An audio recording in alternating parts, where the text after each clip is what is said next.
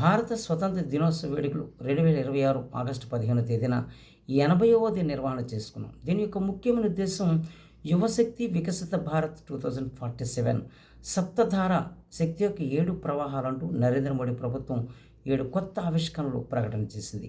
2047 నాటికి ప్రపంచ వేదికపై భారతదేశాన్ని గొప్పగా చూపడమే దీని యొక్క ముఖ్యమైన ఉద్దేశం.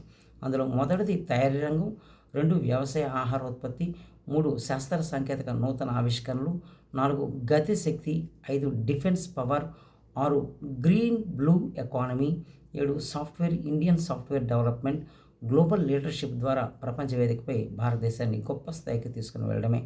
ముఖ్యంగా హై స్పీడ్ రైళ్లు, హైవేలు, జలమార్గాలు అంటూ గతిశక్తిలో ఒక శక్తివంతమైనటువంటి దేశంగా చూపడమే దీని యొక్క ముఖ్యమైన ఉద్దేశం.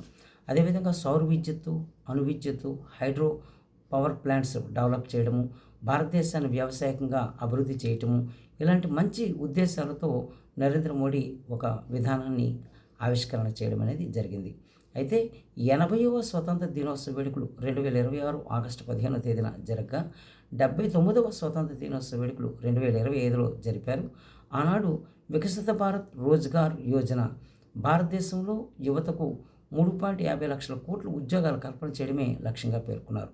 ప్రస్తుతం 80వ స్వతంత్ర దినోత్సవ వేడుకలు 2026 ఆగస్టు 15వ తేదీన జరగగా సప్తధార శక్తి యొక్క 7 ప్రవాహాలంటూ 7 కొత్త నమూనాలు ప్రకటన చేశారు. వికసిత భారత్ 2047గా నిర్ధారణ చేయడం జరిగింది. @ePolity అనే ఛానల్ని సబ్స్క్రైబ్ చేయండి, లైక్ చేయండి, షేర్ చేయండి. My name is Marojeeswara Venkatrao.